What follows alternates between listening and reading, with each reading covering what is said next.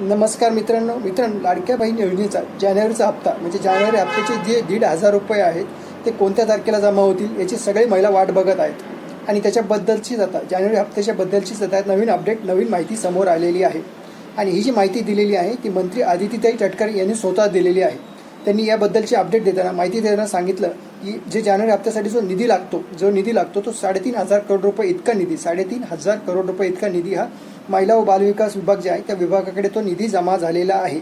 आणि हा निधी जमा झाल्यामुळे आता त्याची जी तारीख आहे ती सुद्धा त्यांनी सांगून टाकली। त्याच्यामुळे त्यांनी सांगितल्याप्रमाणे 26 जानेवारीला जानेवारीचा जो हप्ता असणार आहे तो सगळ्या महिलांच्या खात्यांमध्ये जमा होणार आहे।